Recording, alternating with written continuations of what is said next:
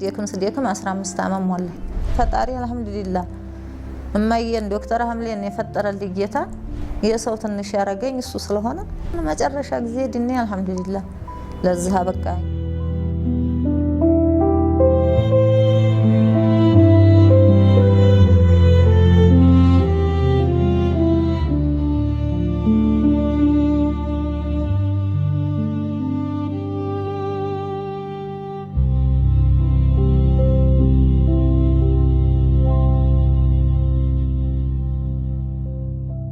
ችግር ያጋጠመኝ በ9 ዓመቴ እናቴ በ3 ወር ሞታ አክስቴ ናት ያሳደገኝና ሁሉም ወንድሜ መስሎ ይታየኛል ባዲያ ነው በ9 ዓመቴ ተደፈርኩ በ12 ዓመቴ ዳሩኝ በ12 ዓመቴ ያገባው በ15 ዓመቴ የወር አበባ መጣ የወር አበባ ደግሜ ያላየሁም በዛው አረገዝኩ 15 ቀን በቁማመኩ 5 ቀን ደግሞ በእምብርካማ አማኩ በሰው እጅ ተገለገልኩ እንዴህ ምንቃት የለም ተዛ ጉዲያት 3 ዓመት ሰው አገላበጠኝ በ3 ዓመት የቆም ሄርኩ በግሬ ላይ ሲወርድ እንፍሉኛል መደባቸው ሲርስ የተኛሁበት ቦታ ሲረጠብ የተቀመጥኩበት ሲረጠብ ይጣሉኛል ለጉልበቴ ይወድኛል ማንም ሰው ይወደኛል ቆሞ የሚሄደው ሁሉ ይወደኝና ያ ቆሻሻ የሆነ ነገር ሲያውብኝ ይጣሉኛል በቃ በጣም ይሰማኛል አሁን ድረስ ይኸው በ15 ዓመት የወለድኩ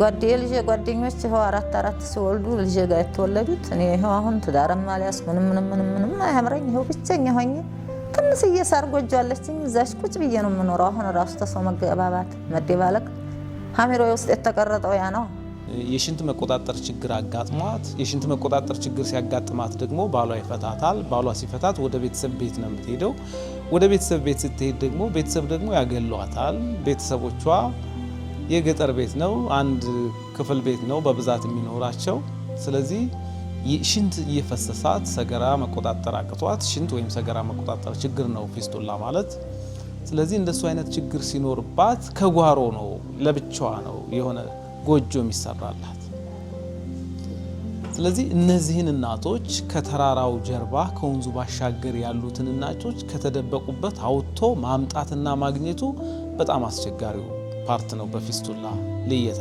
ወቅት በመኑ ስለፋ ብዙ ጉልበቴንም ገንዘቤንም እንዲያሜ ጨርሻለሁ ግን ባቅኖሮ ይሄ እንኳን ራሱ ልብስ ሆኖ ራሱ ስራ ስፖርት ችሎ ራሱ ምግብ ችሎ ሆስፒታሉ በክፍያም ቢሆን ምን ተማሪያም እንደሚለው ብዬ ተከመው ነበር ባቅኖሮ ያለ ማዋቂ ይሄን ያህል ጊዜ ተቀመኩ የፊቱንም ማታነሳሁት ያው ለቅሶዬ ነው ብተው ነው የሚሻለው ታስታውስኩት በጣም ይብሰኛል ብሶቴ ሆዴ ብቻዬን ማወየው ስለሌለኝ ያው ማካፈለው አሁን እዚህ ቦታ ላይ ሐኪም ቤት ቦታ ላይ ቢጤና አገኘሁ ብቻዬን ስለሆንኩ በጣም ነው የሚሰማኝ ያሁኑን ግን ያው ወደፊት ጨለማውን ያነጋው ጌታ አርሜ ይስጠኝ ደሞ ይሻሻልልኛል ብዬ አስባለሁ ከተገኙ በኋላ ብዙዎቹ በጣም ፈቃደኞች ናቸው ለመታከም በጣም ዝግጁ ናቸው እንደውም እዚህ ሲመጡ የበለጠ በጣም ደስ ነው የሚላቸው እነሱ ብቻ ነው የሚመስላቸው እነሱ በእነሱ ላይ ብቻ የመጣ ማት ችግር ነበር የሚመስላቸው እዚህ ጋር ሲመጡ ግን ሌሎች እንደነሱ አይነት ሰዎች ያገኛሉ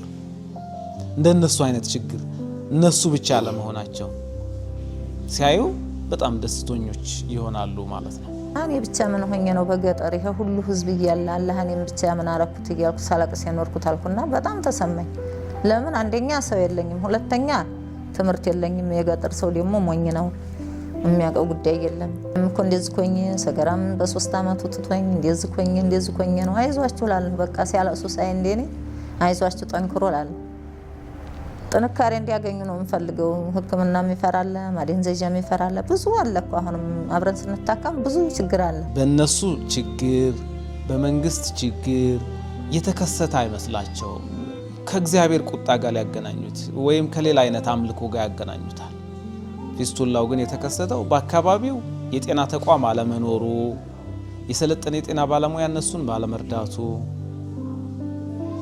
እነሱም የግንዛቤ ጥረት ስለነበረባቸው ቶሎ ወደ ሐኪም ቤት ባለመሄዳቸው ነው ችግሩ የተፈጠረው ስለዚህ እንደዚህ አይነት ችግሩን ካለመረዳትም አንፃር ራሳቸውን ደብቀው እንደ እግዚአብሔር ቁጣ በእነሱ ላይ ብቻ የመጣ ማት አድርገው በማሰባቸው ተደብቀው ስለሚኖሩ እነሱን አግኝቶ እነሱን አግኝቶ ወደ ጤና ተቋም ማምጣቱ ነው አስቸጋሪ ፓርቱ ስለሚደበቁ።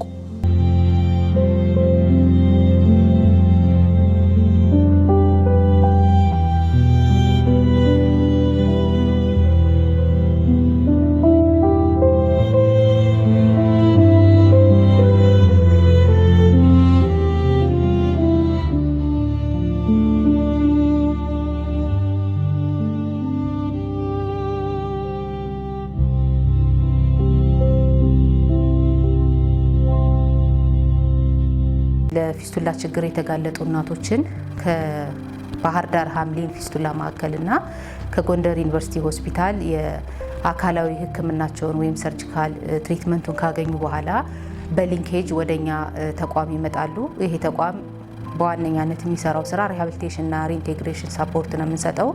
እዚህ በሚመጡ ጊዜ የ13 ቀን ስልጠናዎችን ወይም የ2 ሳምንት ትሬኒንጎችን ይወስዳሉ።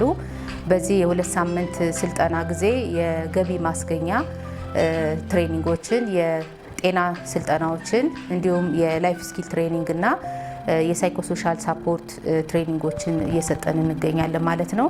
እነዚህ ሁሉ ስልጠናዎች በዋነኛነት ፊስቱላ መከላከል ላይ ኬዞችን ደግሞ የተከሰቱ ኬዞችን አፈላልጎ ወደ ሕክምና ማምጣትና ችግሩ የተከሰተባቸው እናቶች ደግሞ በበቂ ሁኔታ ሳክሰስፉሊ ከማህበረሰቡ ጋራ መልሶ ማቋቋም ላይ እንሰራለን ማለት ነው። ከብዙ ነገር እንዲገለሉ ስለሚያደርጋቸው በስነ ልቦና በጣም ተጎድተው ነው የምናገኛቸው። አንገታቸውን ደፍተው ከማህበረሰቡ ተገለው፣ ከሃይማኖታቸው ተገለው፣ ከማንኛውም ከቤተሰብ ሁሉ ተገለው ነው የምናገኛቸው። ስለዚህ እዚህ ሲመጡ ደግሞ የዳኑ ታክመው የዳኑ እናቶችን ያያሉ። እንደነሱ አይነት ችግር ያለባቸውን እናቶች ያገኛሉ። በእነሱ ላይ የመጣ ችግር ብቻ አለመሆኑን ያውቃሉ። ስለዚህ ንጹህ ልብስ ይሰጣቸዋል። ንጹህ አልጋ ላይ ነው የሚተኙት። የሚንከባከባቸው ሰው አለ። ስለዚህ በጣም ነው የሚለያየው። እዛ ላይ በስነ ልቦና የተጎዱ ነበሩ፣ የቆዘሙ ነበሩ፣ ያዘኑ ነበሩ። እዚህ ሲመጡ ደግሞ የተለየ አይነት ስሜት ነው የሚኖራቸው። መታከም እንደሚችል፣ መዳን እንደሚችል፣ የእግዚአብሔር ቁጣ እንዳልሆነ ወይም ሌላ አምልኮ ሌላ የሚያደርጉት ነገር ስላጓደሉ የቀረ ነገር እንዳልሆነ በሕክምና ሊስተካከል የሚችል ችግር መሆኑን ያምናሉ፣ ይቀበላሉ ማለት ነው። ፊስቱላ የሚባል ችግር በእርግማን የሚመጣ ሳይሆን በተራዘመና በተቀረቀረ ምጥ አማካኝነት የሚፈጠር መሆኑን እንዲገነዘቡት፣ እንዲረዱት በማድረግ በተለያዩ ስልጠናዎች እየሰጠን እያሳየን በቪዲዮም በትሬኒንጎችን መጽሐፍቶችንም እያነበብንላቸው በዛን አይነት መልኩ ተረድተውት እንዲሄዱ ለማድረግ ጥረት እያደረግን ያለን። ብዙ እናቶችም ተረድተው ነው እየሄዱ ያሉት። በዛን ሰዓት ህዝቡም አልሰለጠነም። ወደ ሐኪም ቤትም ያለኛል በጠበሉ በዛያራው በመኑ ባገር ባህል ብቻ ስዴክም 15 ዓመት ሞላኝ።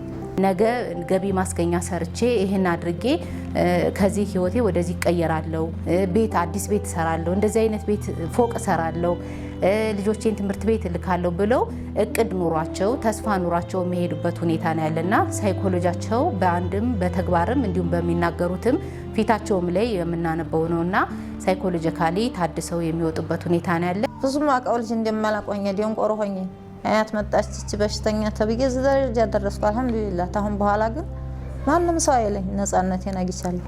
ፈጣሪ አልሐምዱሊላህ እማዬን ዶክተር ሐምሌን የፈጠረልኝ ጌታ እሷ በመኖሯ አልቅሼ ጓደኞች ዲያኑ ሳልድን እያልኩ አሁን መጨረሻ ጊዜ ድኔ አልሐምዱሊላህ ለዚህ አበቃኝ። እስከ 97% የሚደርሱት የፊስቱላ አይነቶቹ በተራዘመና በተቀረቀረ ምጥ ምክንያት የሚከሰቱ ናቸው።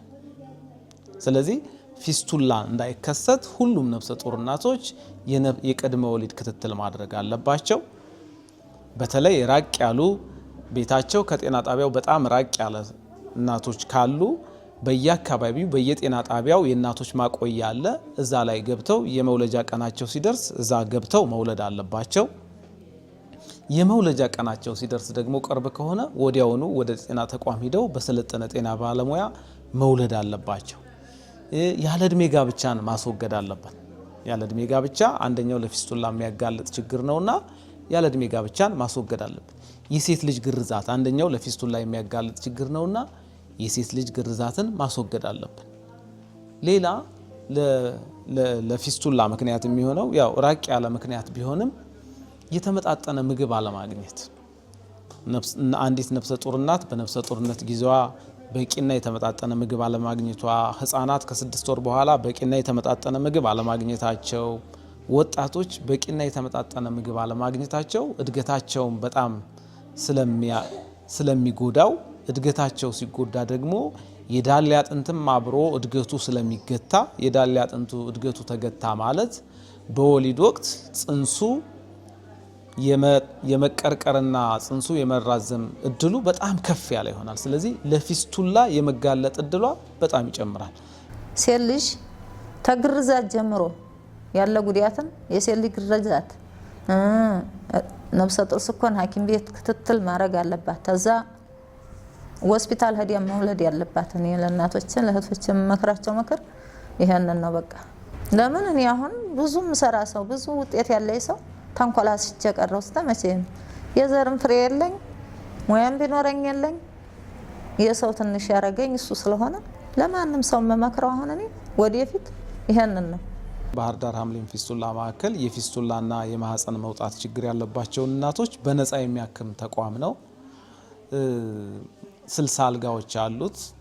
ከ70 እስከ 80 እናቶችን በወር ማከም እንችላለን። ስለዚህ በየወረዳው በየጤና ጣቢያው ያሉ የጤና ባለሙያዎች የፊስቱላና የማህፀን መውጣት ችግር ያለባቸውን እናቶች ካሉ ወደ ባህር ዳር ሀምሊን ፊስቱላ ማዕከል ቢመጡ በነፃ ሕክምናውን ያገኛሉ።